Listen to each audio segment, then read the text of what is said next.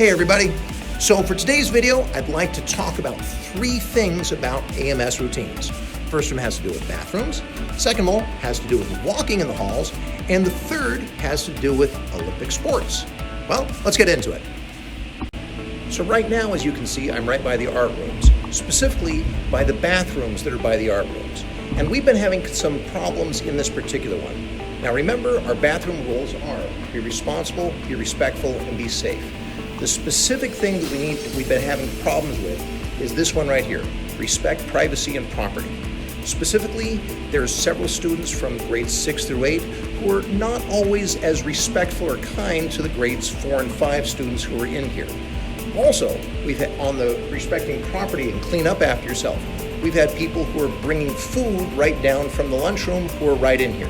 So our standard is to show respect to both people and property, and we've really been struggling with that over the last while and been working on that for a couple months, and it's still not getting better. So a note is, until further notice, this bathroom right here is only to be used by grades 4 and 5. That means this is the standard grade 4 bathroom where they go, and when grade 5 lines up after specials, they'll use this too. Other than that, grades 6 through 8, you're going to be able to be using the other bathrooms, and I'll show you where that is. So for students at grades 6, 7, and 8, you still need to have some bathrooms to use. In that case, use the ones right here by the gym lobby that are right outside the cafeteria.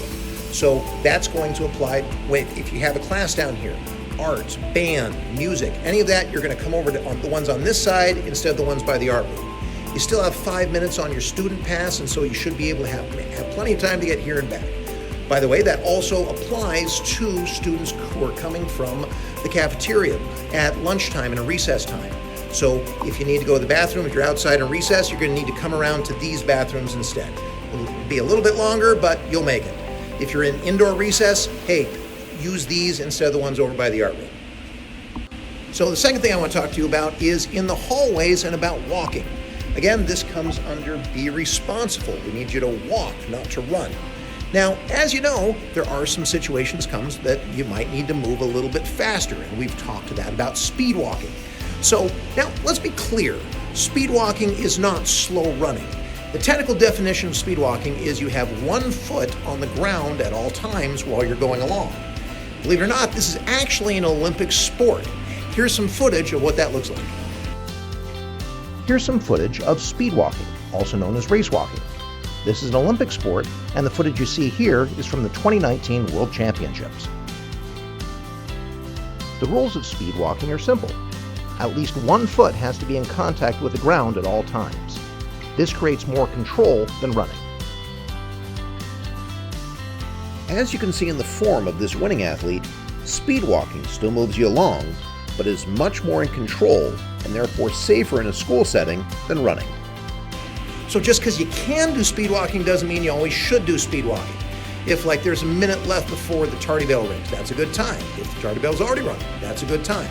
But please use good judgment. Make sure that we're still looking at being responsible and safe so you're not getting in anybody else's way. So when I first saw that speed walking was an Olympic sport, my first thought was, really? That's an Olympic sport? If that qualifies, there's a number of things that might qualify as well that are fair game.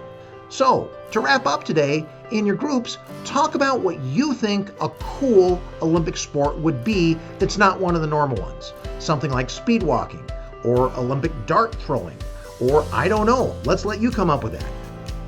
So right now in your classes, please discuss the following 2 topics to recap today's video. Number 1. What are the new rules about the bathroom by the art rooms? And number 2, if you could design an Olympic sport that doesn't currently exist, what would it be? Share that out and have a great day.